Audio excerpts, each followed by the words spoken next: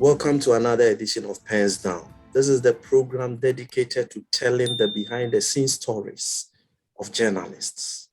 Before you get to hear the news, before that program is presented, a lot of things go on behind the scenes.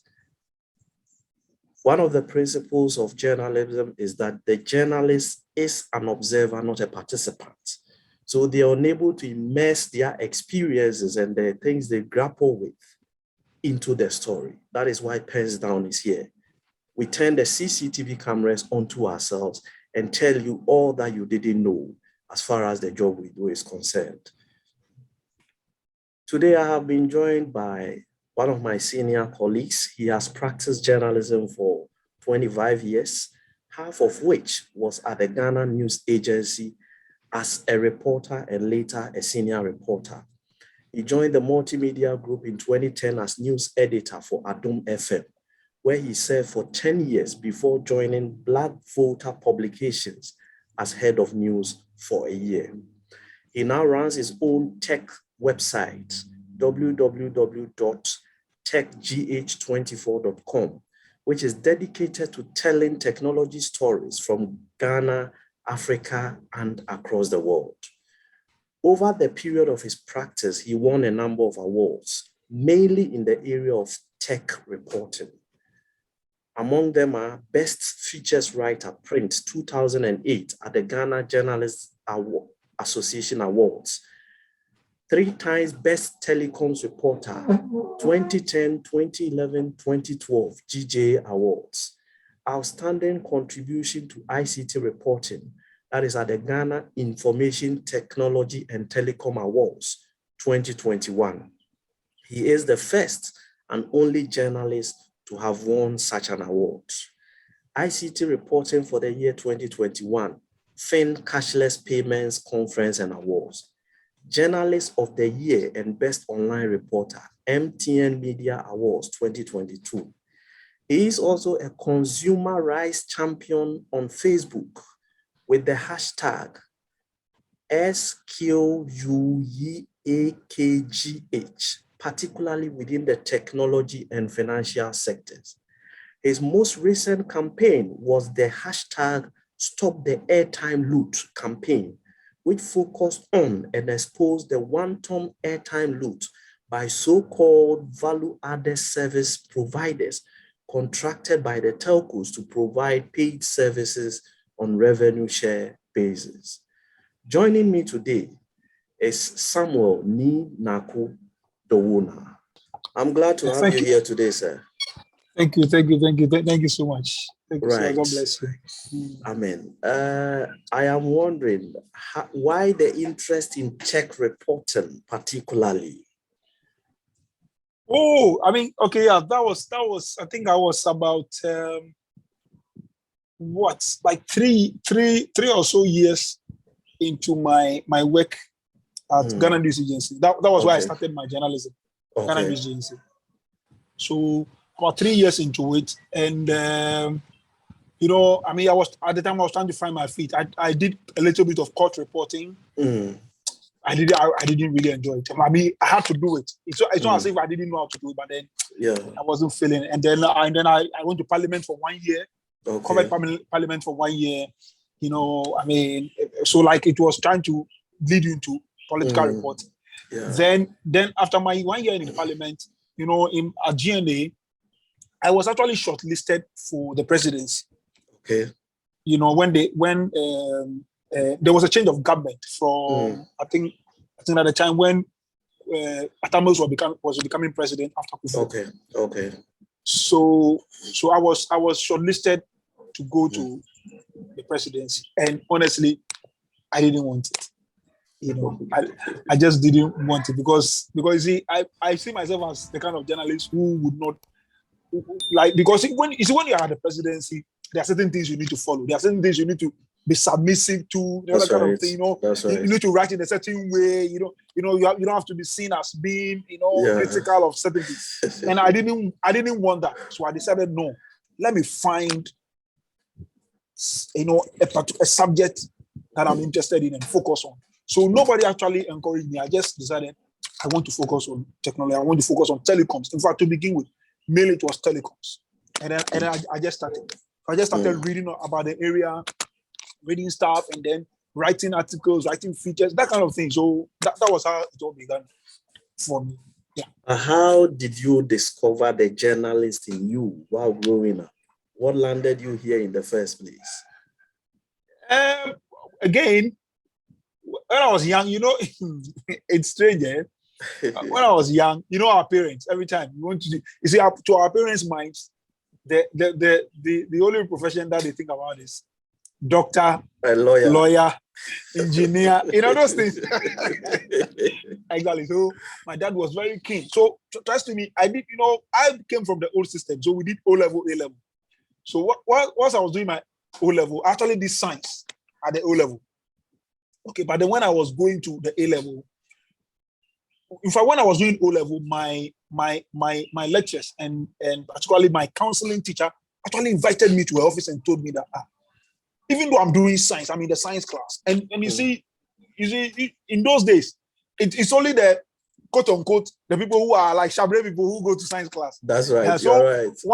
Once you are coming from Form 1 to Form 3, when you get to Form 3 and you are one of the so-called Shabre people, then you have to go to science class. So I had to do because I didn't want to go to the arts class or anywhere because but then my counseling teacher told me that even in the science class, my elective subjects, because you have to have your core subjects. Yes. My elective subjects, which are like economics, BK, and even with the science, the biology, because biology, is written. It's not, there's no mathematics in there. You see, it was clear that I was doing well when it comes to the written subjects. You understand? It wasn't as if I wasn't good with the physics and chemistry and stuff, but then these ones were far better than those ones. So he said that, why am I wasting my time in science? Why don't I choose the arts? But I said no. But when I passed I managed to pass my O-level, and then when I was going to the A-level, you have a choice whether to still continue to do a science subject, a science student or an art student, and I decided to do art. So I went to do economics, government, and BK, and that was where it began. So when I finished my A-level, sorry, after national service, I started, at church, I used to write plays, I used to write poems and stuff like that. So no, so I just decided that I just want to channel my energies towards writing. So from after national service straight to journalism. Yes. So that's what I did. And it was later from journalism school. So then I went to do my degree. I did my first degree, then I did my master's. But I went to journalism school first. Yeah, that kind of thing. Yeah. For this kind of profession, the bait to compromise the practitioner is almost a daily encounter. Absolutely. As a reporter, number one, and also as a news editor who is a supervisor of a newsroom, were there times that you were offered anything to compromise the facts of any story you personally were doing or your team or a member of your team was working on? Any journalist who say that they've never come up to this kind of challenge before, it can never be true because it is real. It is real. You see, the question sounds like when former President Dowuona was asked whether he's been given bribe before, and he asked whether as a president or as are you asking me as Dowuona or as president? Yeah, but of course, yes, we have come up to those things before. But anybody who knows me, you see, anybody who knows me, I will hardly put myself forward as like a perfect human being. But then anybody who knows me and anybody who has encountered me before would know that I will always tell, when you come to me and say that this story is going to be a problem for us, blah blah blah blah blah blah, I will always tell you, Charlie, please, you give us your side of the story. Do you understand what I'm saying? So because there's nothing like the story is not going. The story is going. And you give us your side of the story. Do you understand? Give us your side of the story. And then let us tell your side of the story. Instead of saying we are killing the story. Because you see, think about it. You see, as journalists, we represent the vulnerable. So imagine if a vulnerable group of people have brought this story, but it is not good for the one in power. So maybe let's say like a director of the company, the company, and then you look at this, you look at the facts of the story, you know that what is being presented is factual, but then it is one-sided. So I would say that give me your side of the story, and you see, and listen to. So your side of the story, no comment is your side of the story. Can actually be your side of the story. You see that's what people don't know. A lot of people think that once they say no comment, you see, I mean, no comment has got two implications. Number one, it means I can, if I am sure as a journalist that the facts I have are on point, I can still go ahead of the story and then write your side and say that, and that is where the balance is. To balance the thing, I said that we talk to you and you say that you won't comment on it. That's one side. And then the other side too is that I may also be running a risk that maybe the facts are not exactly what they are. So if I go ahead and say you said no comment and I publish, I may be sued. But then I would have satisfied the requirement of balance because it will be on record that I actually spoke with you and you said you were not going to comment. So we've all come up with to those, I mean, certain things before. Personally, when I was doing a story, and then when as an editor, when my staff are doing a story, if sometimes I weigh, listen, you see, because as a gatekeeper, you have a duty. Sometimes you weigh what are the implications. And there have been times when I have worked as a negotiator rather than a journalist. Okay. So exactly. So if I can be a negotiator between you and the other party, everyone is satisfied, so that we wouldn't need to do the story. Sometimes I do that.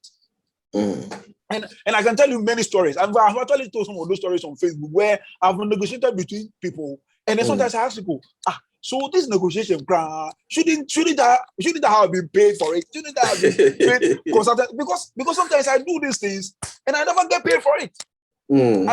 I negotiate between two parties, you know. Yeah, and then if a reporter is involved, if my reporter is involved, I make sure that I call the reporter and I tell the reporter, yes, this story you have done is a good story, but these are the implications. Okay, so why don't we rather, because these people have called us, blah blah blah. Sometimes it's not just even me directly, but they will probably even call management, and then the management will say, no, they cannot just come and stop me. If I have my fact, they cannot just come and say they are stopping me from doing the story. But then the person should call me directly, and then let's reason about it. So in the midst of the reasoning, I realized that so we can rather negotiate between the two people, and then the things will be put at the right places, and then probably the story will not be warranted, or the story even angle can change and stuff like that. So yeah, we've all come up to it before. Yes. So that's my story about that. You were a news editor at Adom FM. Yes. When the infamous Cecilia Dapa incident happened. Now I am not going to pick your tick. Okay. My interest is why Adom FM visited her to render an apology to her. Did Adom FM by that not leave their journalists in the cold when it mattered most? Wow, I mean, it's okay. So here is what happened. So I mean, I don't know. I'm sure you guys, you follow the story. You know exactly what went on. Yes. Okay. Yes. Yeah. You know by law. Yes. When you record someone, you see, sometimes you can think about a national interest. Okay. And then based on which you can record someone privately, and then if you can prove that it was in the interest of the public, then of course you can go ahead and publish it. Okay.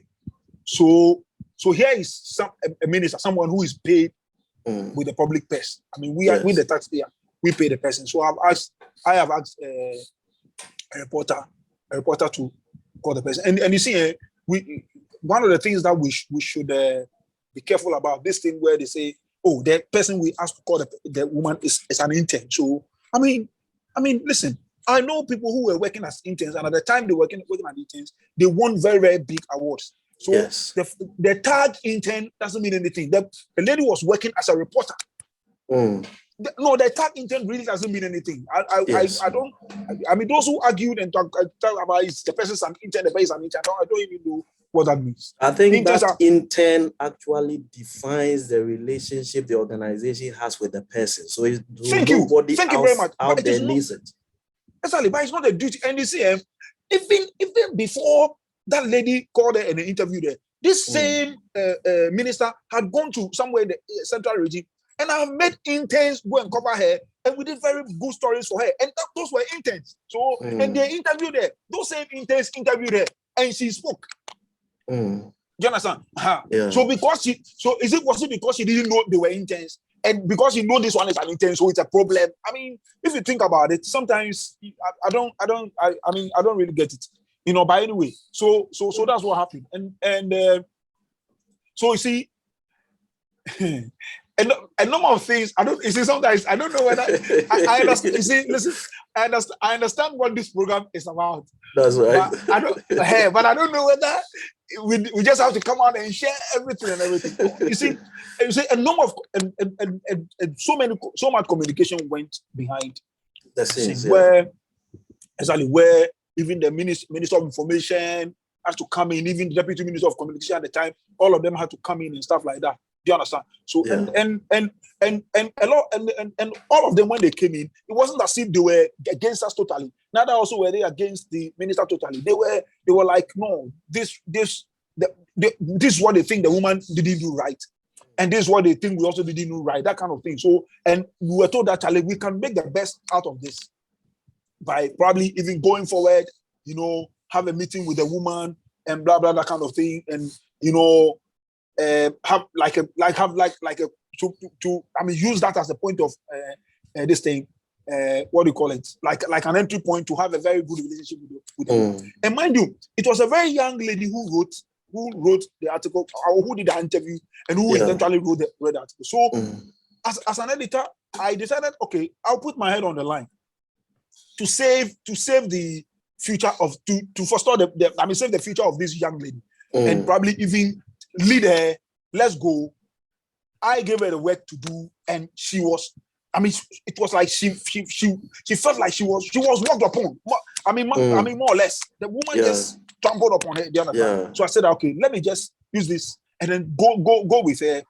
Go, whatever it is, go and face the bullets, and then help to create a good relationship between her and the woman. Do you understand? So for me, that was the whole idea. And so that was when my immediate supervisor said, actually, we should just go and have a chat with them. And so I decided to join and go. Listen, and you see, when we were going, and you see, this whole issue about apology, ask yourself, how did even the public, including yourself, get to know about it? When we were going, they assured us, they told us that we are not supposed to come with cameras to come and cover anything, and they were also not going to come with cameras or anything to cover anything. So immediately we got there, we started seeing cameras, blah, blah, blah. So my boss actually raised concern that when we were coming, we were assured that this thing is going to be behind closed doors. Whom let anybody come and cover it, not anything, so that it will just be a private thing, and then it will just start a new relationship. If the next time that we are seeing the woman again, maybe we are probably hosting her on a certain show on our dome, and then we'll keep the relationship going. But they just decided to do propaganda with the whole thing, filmed it before the next moment the thing was being shared on social media. And I read it on graphic websites. It's very sad, and you see, and it started on social media. And guess who sent it to me first? It was the Ghana Air Commission's public relations officer also in the US. The Ghana ambassador in the US, the PR officer, he's my friend. He said, so they have forwarded the pictures to their communication people all over, and he sent it to me. He actually put the thing on Facebook with the pictures and everything, and they started sharing. And I was like, and so trust me, ministers of government actually called me and asked me, Sammy, did you guys put out pictures about your meeting with the minister? I said, no. I said, then the minister who called me, I don't want to mention the minister. The minister called me and said, these are people, they won't kill me. They won't kill me because that is not the idea at all. The idea was to have this thing behind closed doors. So how come the thing has been filmed and it's all over the place? It was very sad. You understand? And you see, what they also not, what they will not tell you is that the woman also was a bit apologetic to the young lady for the way she also behaved. But that one they won't say it. That one they won't put it out there. On hindsight and upon sober reflection, do you think all these series of actions taken amounted to throwing your reporter under the bus in the circumstance? No, at all. You see, the reporter, like I said, was a very young lady. So we, at the end of the day, they became, because she actually, the woman actually gave her a gift. So at the end of the day, I was the one who took the flag, and me, I was okay with it, because Charlie, guys, 25 years, Charlie, we have tough skin for these things, and so I don't really mind, because why? Me, I have an experience where a whole organization has bought a whole page in graphic to run me down before. That didn't perturb us. At the end of the day, that organization, they became one of my best friends. Do you understand? So it's not, these are things not there. So me, I wasn't worried. But she became friends. The woman became friends with her, and the young lady actually got so many organizations calling her, giving her a laptop, offering her all kinds of training and stuff like that. So for the young lady, she wasn't worried at all that we threw her on the bus. She actually, and as I'm speaking with you now, I think up to now, she has access to the minister, and she has been calling the minister and like that. So really, for her, I was rather trying to make sure that I will use that occasion to rather create an opportunity for her to sort of like be able to have access to people like that. So we never threw her under the bus. Actually, if anybody was thrown under the bus, then it was me, because at the end of the day, I was the one. Oh no, honestly, and because, for the sake of this program, I'll tell you, I was the one who actually was suspended from my office because of this matter. Wow. Yes, I was suspended because that we recorded the fact that we recorded the woman and played her voice without, so not just me, but another. And you see, what actually made the whole thing? We wrote a feature article. Listen, to feature article. And when we wrote the feature article, we didn't intend to even play the voice. We just wrote the content of the voice in the feature article, not even a story. In the feature, so the young lady was supposed to be writing her experience. So she wrote her experience, and then we published it as an opinion piece from her. Yeah. And then when we sent it to one of our sister platforms, they wanted to see evidence of the thing that the lady has written, and so we sent them the voice note. Then they decided that they would rather tweak the thing and make it a story, and then publish the soundbite. You see what happened? So we at Adobe didn't even publish the soundbite. So subsequent to that, then I asked my boss. Listen, so that's that. So see, that's the thing.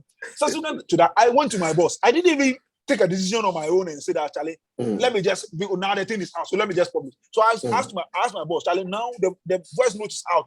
So what should we do? Then my boss actually told me that we should go ahead and also publish the soundbite. You see, that's why. But at the end of the day, when the suspension came, I was the one who suspended, because why? When they asked me questions, I never said that my boss gave me green light. I never said that my boss gave me green light. The young lady was free.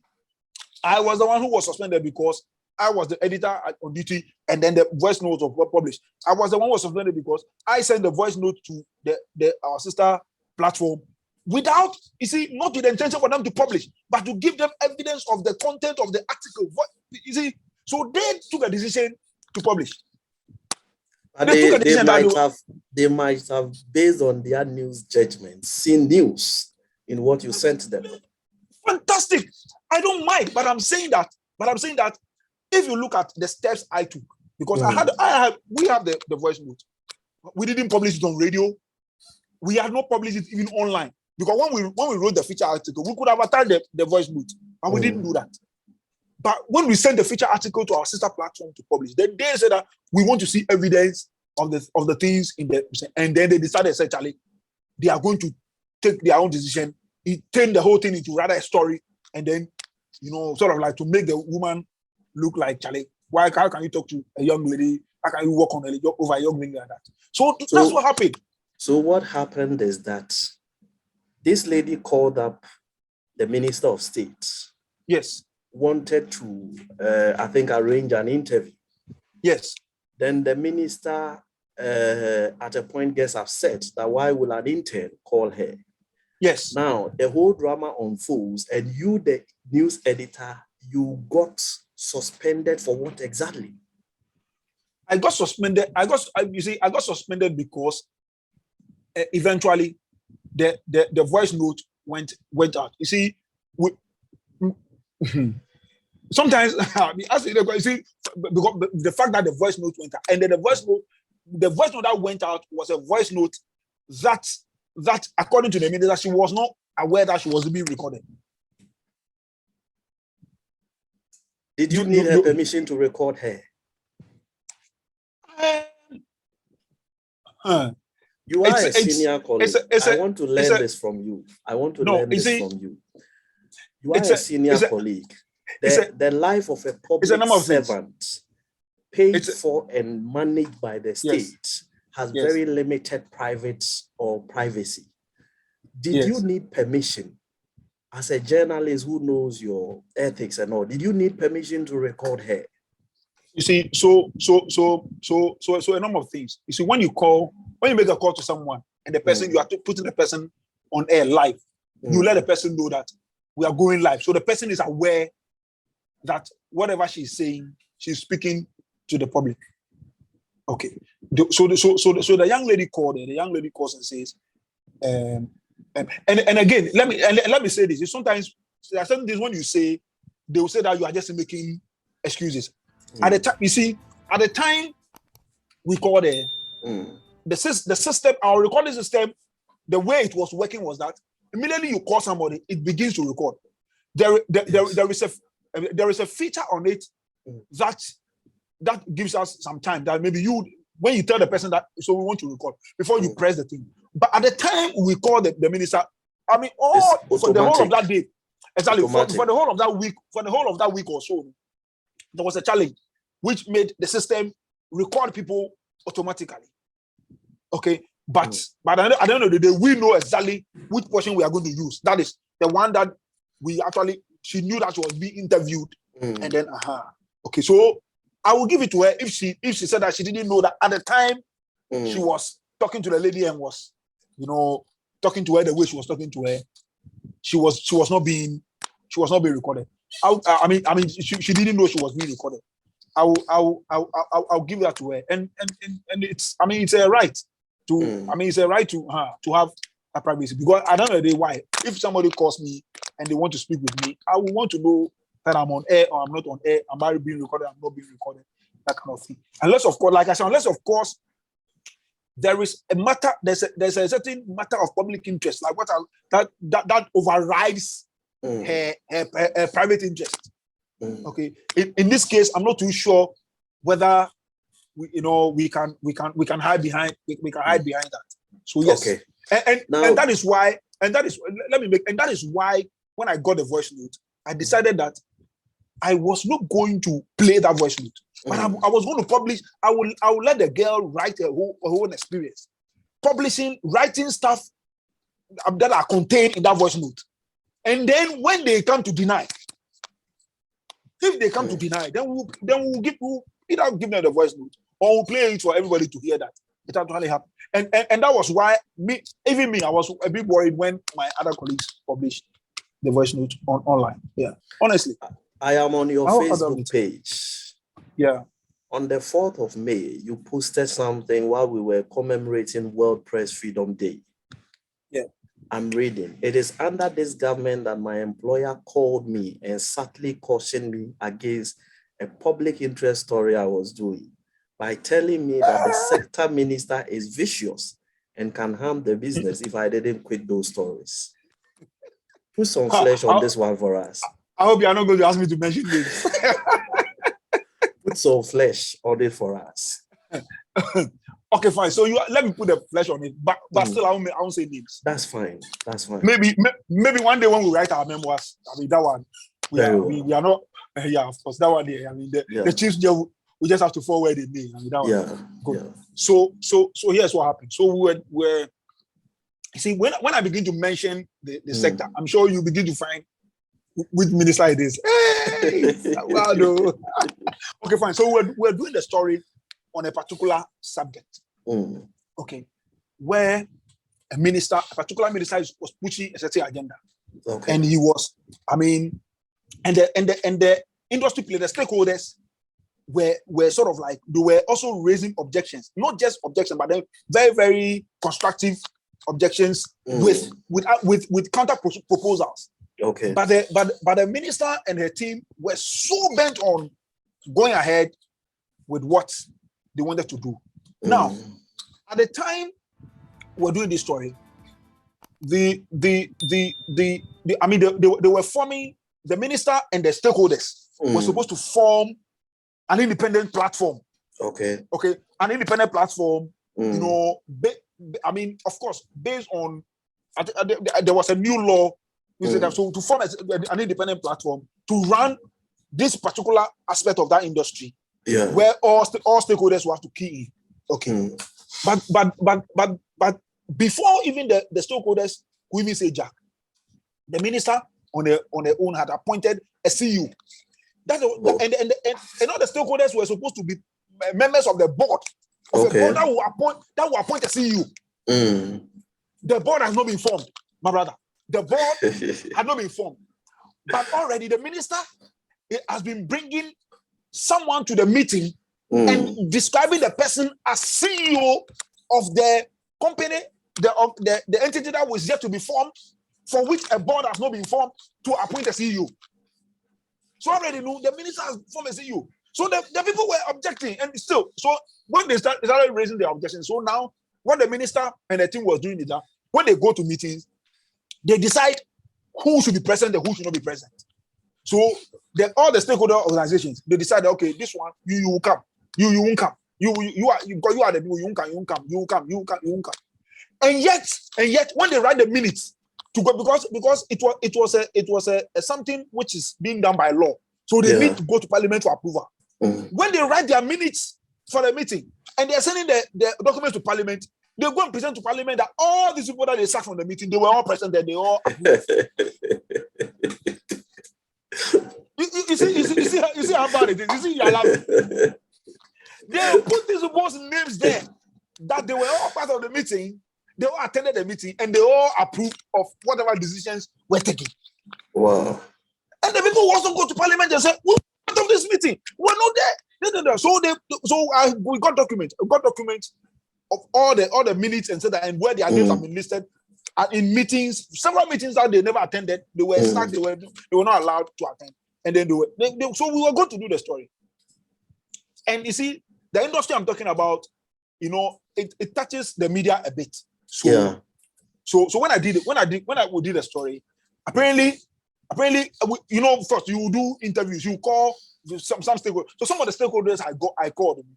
Then they actually called my bosses and told them that, Charlie, I think one of your guys is doing this story about these things that happened within this thing. That Charlie, this minister there, Charlie, you know him, you know her. Sorry, you know this minister. If you try, Charlie, I mean, the minister has got a way of Charlie just squeezing your balls and that kind of thing. So my boss called me and told me that, Charlie, I know you are doing this thing. We smiles, so I'm telling you, we smiles. My boss called me and said that, Charlie, I know you are doing this story. So anytime you are doing this story, you bring it. Let me look at it because Charlie, you know this person, Charlie. We know that person. I mean, or the young for be there. So let's be careful. No, that kind of thing. So Charlie. So I called the people who gave me the information to them, Charlie. This is what these are people who are because my boss, they are supposed to be stakeholders as well. This is what some of your stakeholder people are saying that so on our platform there. So maybe I don't know who know. I mean, you can try other platform, but here it looks as if my people don't want to, you know, go ahead and do the story. And you see, I've even managed to put snip, and you know me, I put snippets of that on my Facebook and other platforms, but then you know that's what I was told. So because of that, Charlie, because that could have begun a whole series of stories, but we just missed out on it because I was told that the minister is too vicious for us to allow. on the back of that, let me find out. Is press freedom a reality in Ghana today? Oh yes, I mean if we say no, Yes, but then of course there are challenges because I mean, Charlie, in those days, what used to be before 1992 Constitution, we can't compare any period to that. So yes, there's press freedom, but then I don't know whether to say whether what Idi Amin said that you have freedom of speech, but we can't guarantee your freedom after speech.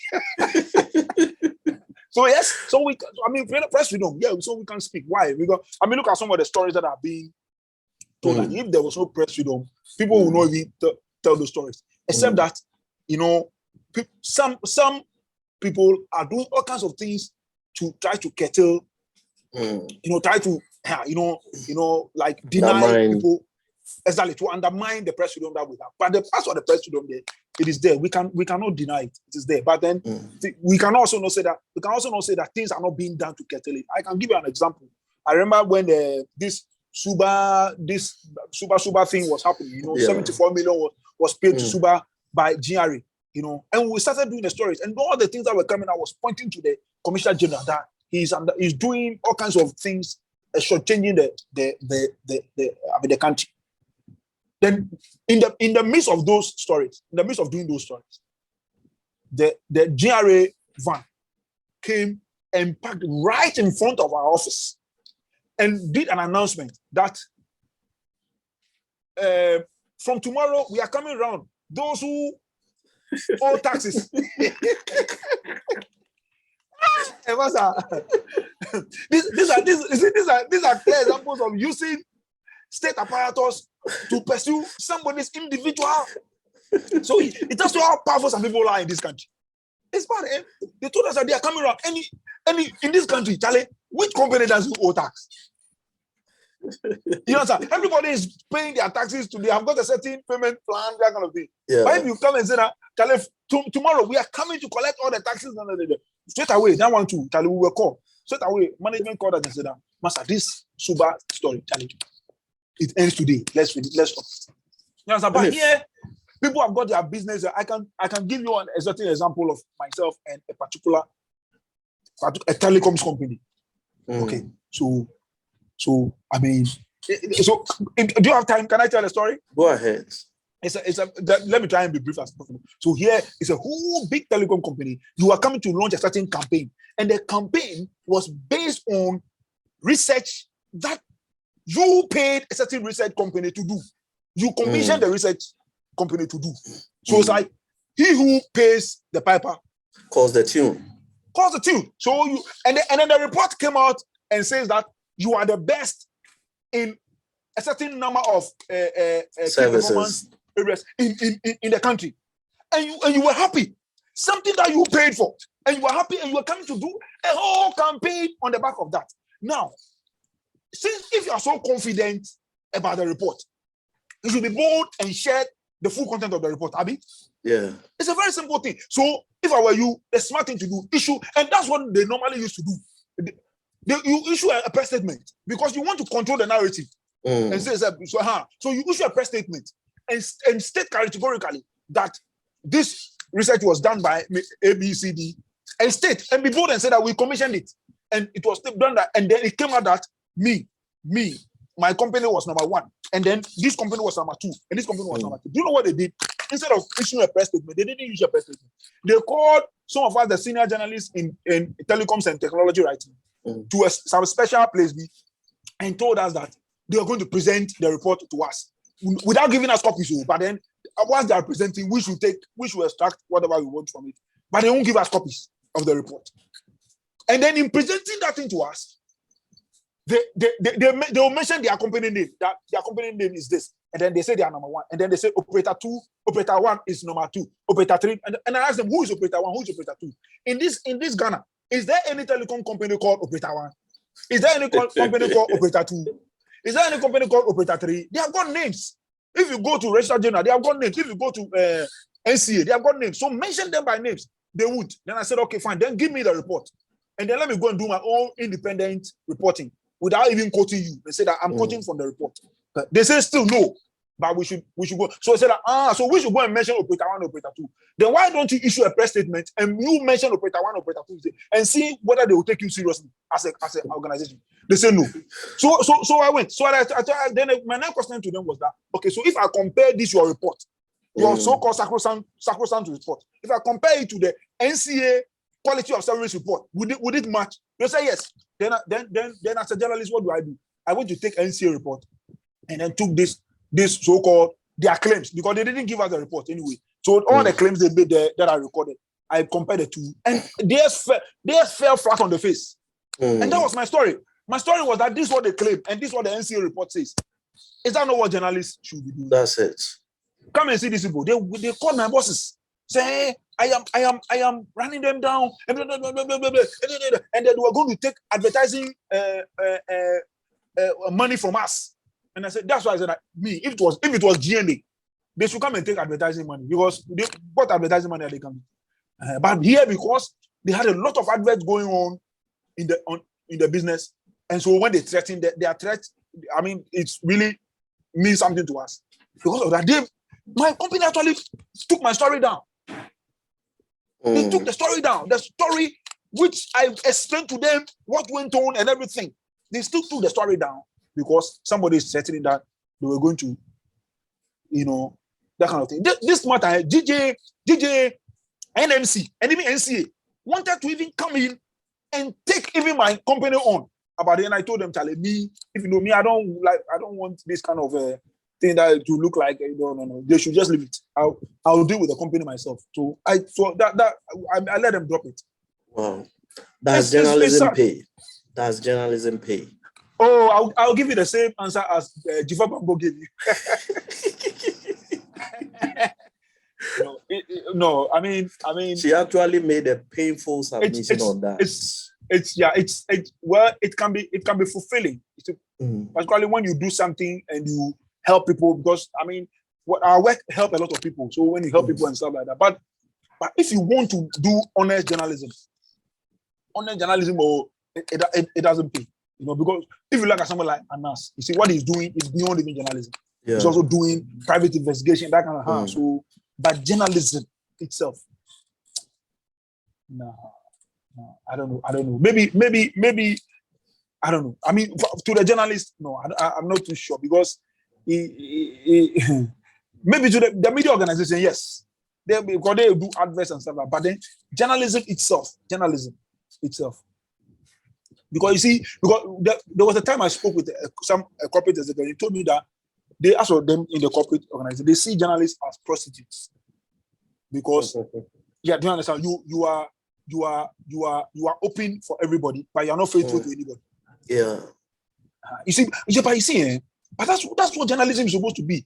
Because you see, journalism today journalism in Ghana particularly, if you don't take sides, master, payment they forget. If you take a side, and then the people whose side you have taken, they have money. Oh yeah, that one they don't know that you belong to us, so Charlie, we can give you money. But if you want to be an honest journalist and do real independent journalism, Charlie, I don't know.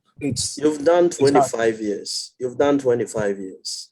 Yes. If the hands of time are to go back 30 years, will you still go the same route, journalism?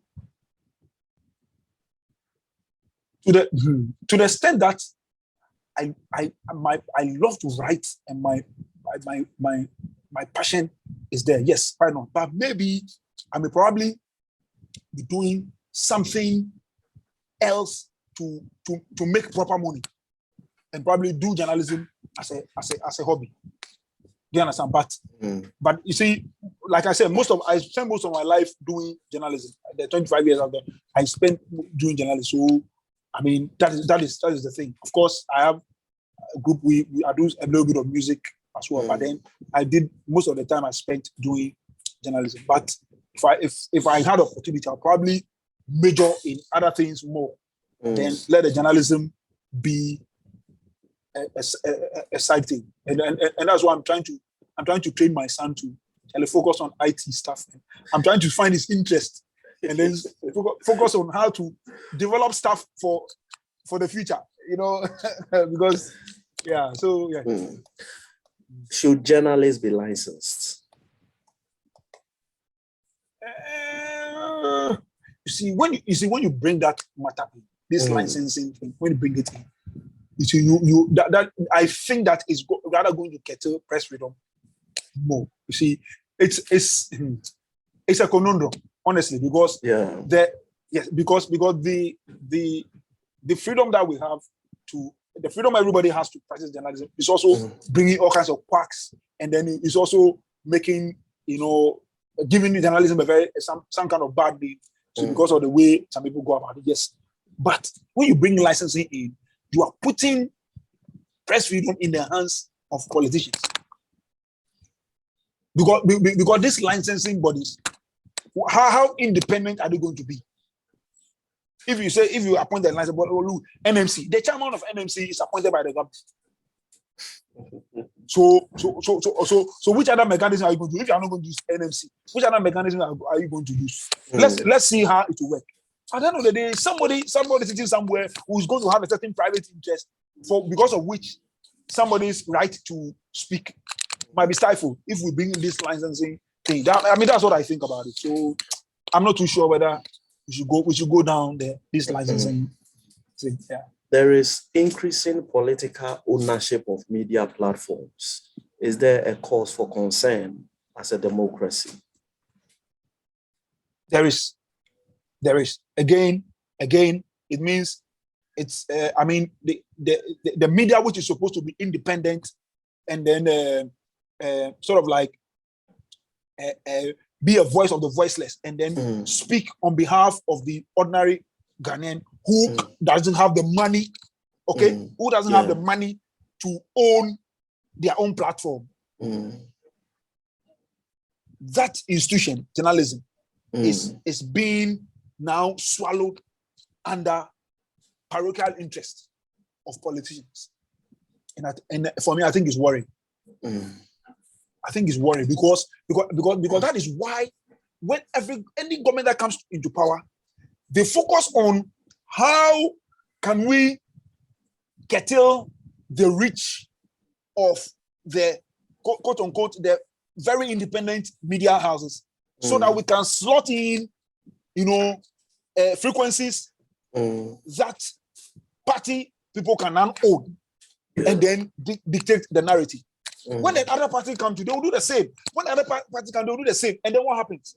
The whole media landscape will now, the independent media will be very few, and then most of it will now be owned by. So it's worrying. It's a very worrying trend. And if the way we are allowing it to keep on, and we saw it.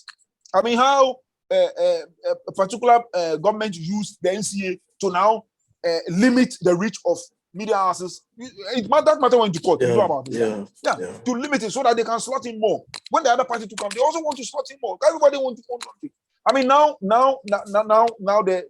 this new government is on. When they came on, what happened? Some of their people have bought stations. Some of their people have now owned. Yeah. So the other party too can also do the same. And Charlie, I think it's worrying. It's really, really very worrying. How many more years are you going to go before you drop your pen? I don't know. I thought about it, and I think 10. 10. So but of course you wouldn't expect me to be writing or doing it on the same scale as I've done it. But I'm thinking. I mean, anytime I think about it, I think about probably I'll do it for 10 more years. Whilst I am building, of course, together with my wife, we are actually trying to build other things around. I mean, what I'm doing, and then other things. But then I would still keep writing. For a while. Yeah. How has social media changed the face of journalism? Oh, a whole lot. I mean, I don't know whether you noticed, but it used to be from on air or from mainstream to social media. Now it's the other way around. Yes. Yeah. Now mainstream is picking issues from social media and mainstreaming them. So that is it. So that alone should tell you how much social media is influencing And look at what is happening now. Now organizations, when so organizations now the mantra for every organization is digital first, right? Yes. So even organizations, when they want to reach out to the public, they even use their social media platforms first. Yes. And so sometimes the mainstream guys, we even end up picking whatever information they've put on social media platforms. So now every media house, any media houses used to have TV, and we still have it. We have TV stations all over, like even radio stations. We have switched on all social radio, and we are listening to see what will happen. Now we have with the monitoring, our monitoring eyes have turned onto social media now. Now people are monitoring Twitter, Facebook, Snapchat, YouTube, everywhere. Even TikTok, they are monitoring TikTok. They are monitoring TikTok. If anybody, any person of interest drops something on their social media platform, within the next moment, it's going viral on mainstream media. So it has changed the whole of, and you see, it's also, I don't know, but then how do I put it? In terms of the quality, it's also affecting the way even some of our journalists now write. Because you see, listen, on social media, you don't need plenty words to tell a story. You have one video, 2 lines, you are getting millions of views. Yeah. Do you understand what I'm saying? Millions of views. So it tells you that it is not the text that matter, it's not the plenty things you are writing that matter. Charlie, it's and then social media too, they are using all kinds of strategies. Sometimes they can use a hook. And that's what they are doing. They are using hooks just to draw you into the thing. And then sometimes when you even click on, all they are looking for is clicks. Yes, clickbait. The focus is exactly. So the hook, so the clickbait. So they get once you click on it, no, they are getting the clicks, and then they can go and sell it to advertisers, and then they are winning advertisers' money over you, the mainstream media. And so you realize that some of the mainstream guys are also beginning to do that. Sometimes you read certain stories, you read certain headlines on mainstream media, you open the story, you realize that is not exactly what is there, but they need that headline as a clickbait. Why? Because they are competing with a certain social media platform who if they don't do that, that person is using that clickbait to get the audience, because I don't know, it is the audience they are looking for. Yeah. So if you so that it's like your professionalism, put it in your mouth and chew it, and then I mean that's what they are telling you. You want to be professional? Okay, go ahead, be professional. We are getting the eyeballs. We are getting the eyeballs with our own professionalism. So you be there. So that's what it. So that is that's the extent to which it's dangerous. But then I mean that's the extent to which social media is affecting us, and it's bad. I remember when I used to work with a particular media house. One day we went into management meeting and we're looking at the numbers in terms of where advertising money is likely to flow. And we realized, certain individuals, again, I don't want to mention names, but then certain individuals who are on social media and they are putting content on social media every time, they have more eyeballs than media houses. And so advertisers, they prefer their platforms. Yes. Do you understand? So the advertiser want eyeballs. Yes. The marketing manager there has to prove to his board why he put the money into media platform X and not on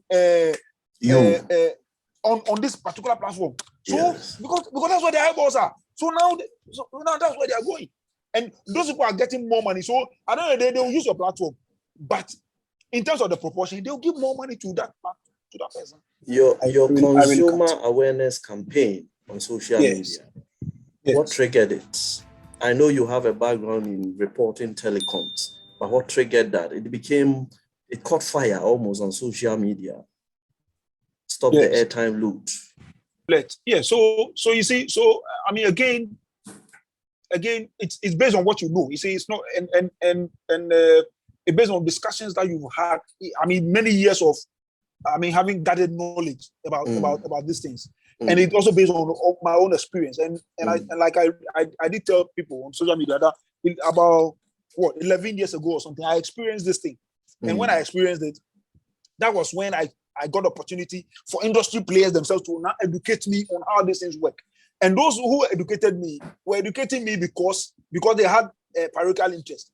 The vast players were telling me that they were being forced to sign people on so that they will get their monies based on economies of scale, because they need the volumes to get their money. Because why? Because telcos were taking about, as I'm talking to you today, I was just recently told that even a particular telco like Vodafone is taking about 80% of the vast money and giving the vast players only 20%. So that was how bad it was in those days. And then based on my fight, because they gave me that information, based on my fight, some of them they got the telcos to cut down a bit. So they started getting 30%, 35% and stuff like that. So they were telling me that because their money is small, they need the volume, because the money they are taking from you is like, maybe let's say they're taking 10 pesos from you. They'll get only 3 pesos. And then the telco will take 7 pesos. So they need a lot of it so that they can only meet their overhead costs. Okay. So that's why they ended up signing people on. So that when they sign you on and you don't say stop, it means you want it. So in that sense, they don't even wait for you to say they request for it. Because you see, and in those days there was no law. In those days there was no law which says that they should let people request first. So all they needed to do was just sign you on. When they sign you on, once you don't say stop, it means you want it. So they keep sending you the service and taking your money, whether you are aware or you are not aware. So that's how they were making their money. So because they told me that this was it. So over time, my campaign, so one of my campaigns led to them getting a bigger share. But over time, I thought this thing had ended. Until recently, when my tablenet in the house, which is a data SIM, it's not a regular voice SIM. It's a data SIM inside the tablenet. So I had not taken it out, and I had not done any SMS activity with it.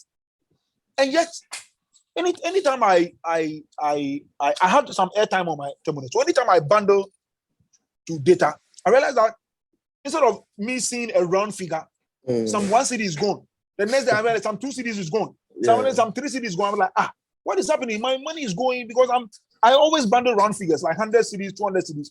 How come the thing now drops to maybe what is left is now 197, 198? I don't know.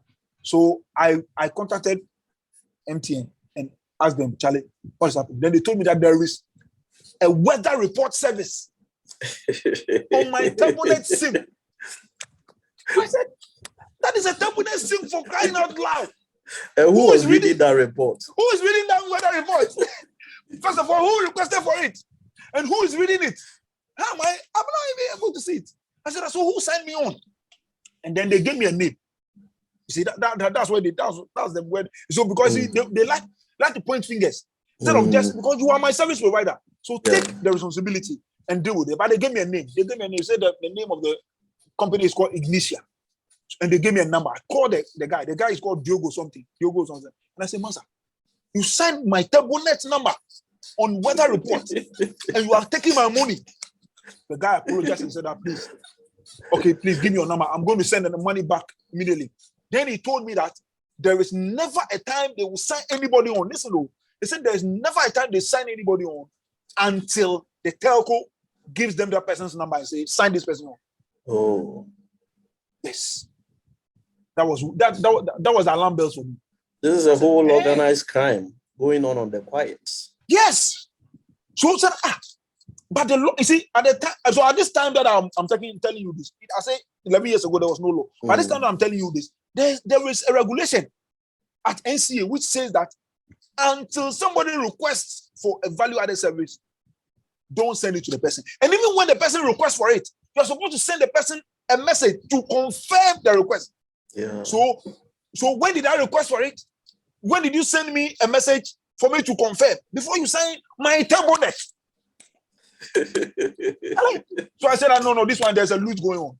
So immediately, so I reported to NCA straight away, and the NCA contacted them. Then they came back and told me NCA has told them my report, and they apologized and that they have refunded my money, and that they because of my report, they've now gone back to check all their onboarding practices, and so they are going to clean their act and refund everybody's money that they've taken.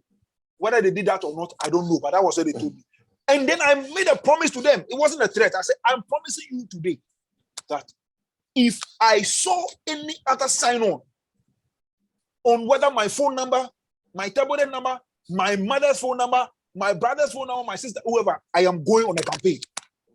This time I'm going on a campaign because I know that, and I know that this is organized. Master, I did 1 week in book before I realized I had another sign on my phone, Nevara something, and then something Vuclip games or something. Then I checked my mother's phone. My mother has got Vuclips. She was being charged 2 CDs a day, 2.02 CDs a day. Wow! And the old lady, within the matter of 2 weeks, the old lady had lost like 40 CDs. Who took credit, man? Then it's just going, and I said, no, this matter, Charlie. So I gathered all the information. So I decided I'm going to design my own flyers. Because first of all, I contacted the telcos. Listen, I contacted the telcos. I said that I'm going to go on this campaign. It's a public education campaign. If you join me, probably we can share the narrative to make you look like you are not the corporate. You are not. They told me, oh, who joined? But when I sent them, they saw the flyers. No, for like 2 weeks, I was not hearing from. I said, oh, okay. So I can't be going with Yasimwa. Because I didn't really. So the intention was not to point fingers at them to make them look at their bad. I said, let's go on a public education campaign and stop this thing. Yeah. I even want you to join. I want to support join. Let's do it. But they promised that they never came. So I went on it by myself until NCA issued a directive. And so and a lot of people got educated. I mean, for me that is satisfying. Again, you see, and again, somebody will say that like this one, I should have strategized in a way and get some money somewhere and enrich myself as I'm doing this campaign. I see, like a typical journalist. My satisfaction is that people are being educated. Exactly, the impact. People are being educated and people are getting free from these criminals. Indeed, they are criminals. What they are, criminals. Yeah. Because you see, when you look at the NCA law, the law actually promulgates a fine of 50,000 per offense. So think about it. If like a company like MTN, if they have about 25 million people, even if they are doing 10% of their customers, that's 2.5 million. And if all these 2.5 million you commit offense to them, multiply 50,000 by 2.5 million and see how much money it is. That's billion. We are talking about billions of cities. Yeah. Billions. You see, so you to collapse your company. So that's it. You see. So somebody will say that, Charlie, this one I should have taken some money somewhere and also do this thing and then get enrich myself. Nobody paid me a peso. I actually paid for the designing of the flyers to do this campaign. Nobody paid me a peso, 1 CD to do this campaign. But look at the impact. People have been educated. Look at the impact. NC has issued this thing. Now, and then again, the law actually said that either that fine or an imprisonment not exceeding 5 years. So that alone should tell you, say, it is being considered by the law as a crime. Because that's what it is. It's a crime. You understand? And this and my information, during my investigation, my information is that there were people who used to work with it. And see, this is where the telcos always say that, oh, it is not us, it's not us, it's not us. We are not saying that it is you as an institution. But don't also lie to us that there are not people, they are not insiders who are involved in this thing. They are insiders who are involved in this thing. Because there were people who used to work at telcos. When they realized that these young people, fintech people are now using, these aggregators are doing this business and it's fetching a lot of money. And some of them resigned. They resigned from the telcos. And they decided, once we have worked in the telco before, we'll get insiders. They have got the data. They have got the customer data. So, Charlie, getting them to sign on people for us is easier. So we'll design the product, we'll design the service, give it to these our inside friends, let them sign on the people for us. And then when you ask them, they say, oh, maybe you went to some online platform, you were doing something, and then you might have signed on by it by yourself and said, total life on the pit of hell. So I asked them. So my Turbonet SIM 2, my Turbonet 2 went online. The Turbonet SIM went online and then went on a certain site and then picked. I don't understand them. Okay, so stories. You understand? So it's clear they are insiders. And recently I wrote to one of the telcos, their customer service head. I said, look, madam, please. You see, I am not saying that you as a telco, you have organized yourselves, and then you are actually stealing from us. But there are people in your midst. If you keep denying, one day, these investigations will now begin to name people. We investigate this thing thoroughly and begin to name people, and you realize that some of the people that sit with you there and they look like angels. They are the ones who are working with these vast players, and then they go back and they share the loot. That's what is happening. So I mean, and I'm happy that at least it worked. Definitely, this is our technology. So unless we have got eyes, on everything, you will say that everything has stopped. But trust me, I don't think everything has stopped yet, because there are so many ignorant people out there who don't know what's happening.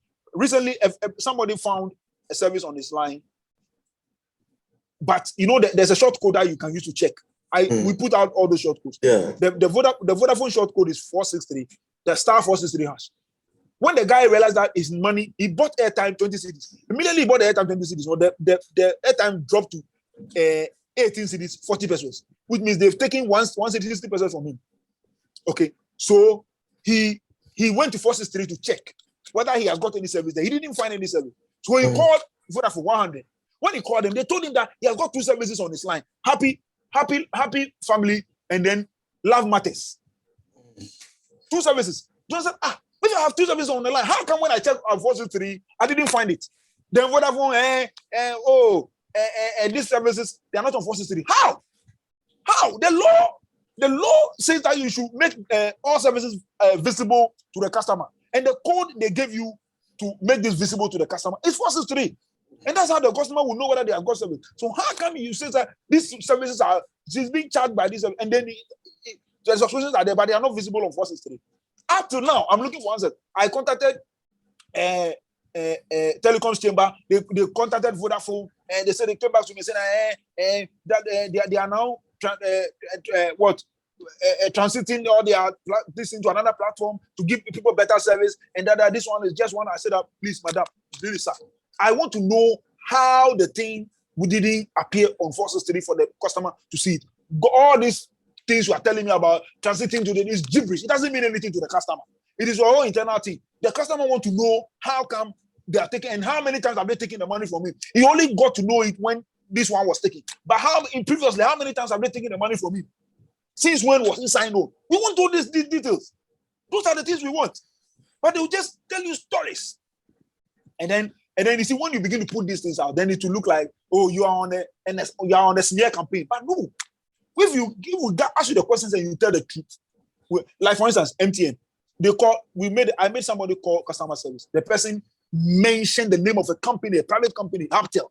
That service that the person, that service that is stealing money from the person is from Aptel. So at the time the code was 1320. So I called Aptel. The Aptel CEO is my friend. I called Aptel and said that 1320. I'm told that it is for you. It assigned somebody on, is taking the person's money. And Aptel CEO send me all their short codes that is from NCA. That he said 1320 is never theirs. So that telco is lying to us. The telco lied to us. Because the telco actually mentioned their name. Why do you mention a certain company's name? And for what reason did you mention that? Because you think the customer who is calling you is no ignorant. They don't even know where to find Aptel. But the person reported it to me, and I went to Aptel. And I exposed them. As I'm talking to you now, they've called me from MTN and said that, hey, Charlie, this my thing there, it's giving me a problem. No. And I said, but you gave yourself the problem. Why are you lying? Why have you put customer service people there and they are lying to customer? First of all, you are stealing from the customer. And then when the customer discovers, they said, stop stealing from me. Then you lie to the customer to say, hey, I'm not the thief. It is Aptel who is the thief. And then we go to Aptel and find out that Aptel has never taken any money. In fact, that short code doesn't even belong to them. You understand? So these things are happening. And until we did our campaign, people have no idea. People have no idea. Let me pull the brakes here. Amazing. Of course. so you see where my passion lies. That's right. I'm very much interested in getting people, results. That's it. And that's what satisfies us. Samuel Nina Dowuona. Until recently, he was news editor for Adom FM of the Multimedia Group. Thank you very much, sir, for your time. I'm truly grateful. You, God bless you. God bless you. Amen. Charlie, anytime. Right. This has been Pens Down. We'll be back next time with another edition, and another journalist will take the seat while we talk their journalism journey. Thank you for joining.